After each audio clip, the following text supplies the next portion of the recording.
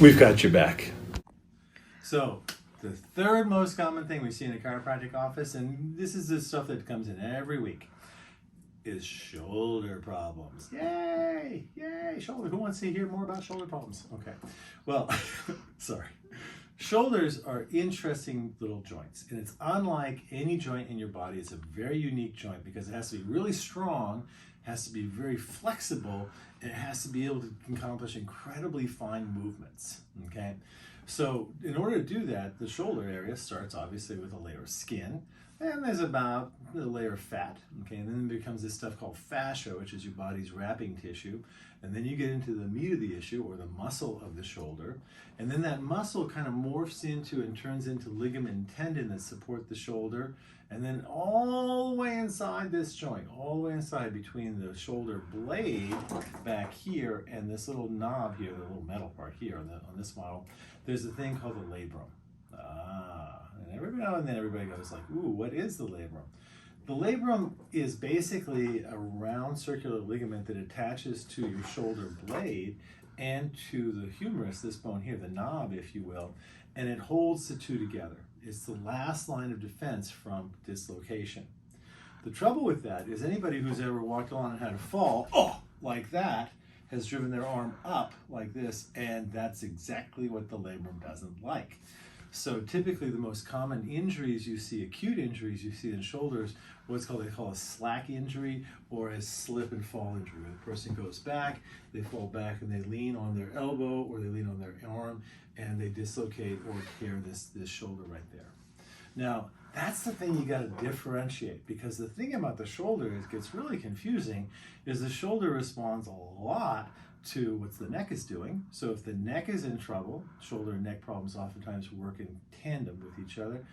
And also the shoulder is a remarkably emotional joint.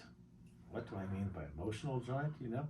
Well, what I mean by that is that our emotions, particularly our sense of personal safety and exposure, largely dictate a lot of subconscious things that happen with the shoulders. So if you are a young woman and you're encountering women, or any age woman to be honest with you, and you're encountering the opposite sex, men, okay, you probably notice that what's in front of you right here is very interesting. So the tendency is to be like this. The tendency is to hide. The tendency is to roll in, okay? That's one area. Also, when we work with computers, we typically have our hands inward like this, and we're causing these muscles in here to squeeze inward. So a lot of shoulder problems start in this area of the shoulder because we're literally squeezing in, or we're subconsciously hiding. Or hiding is not the right word, because that makes, I think it's protecting is the right word. Yeah, we're subconsciously protecting or even consciously protecting. So knowing how to differentiate all of these becomes incredibly important. If your shoulder hurts while you move it, you should see a professional as soon as possible.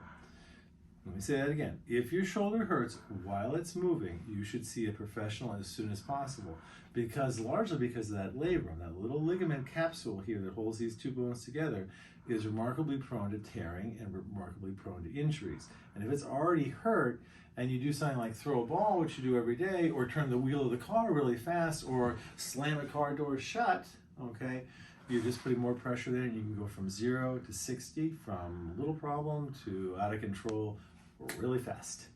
So, and a professional also helps you distinguish whether or not it's a neck problem and a shoulder problem, or a shoulder problem and a neck problem, or a little bit of everything.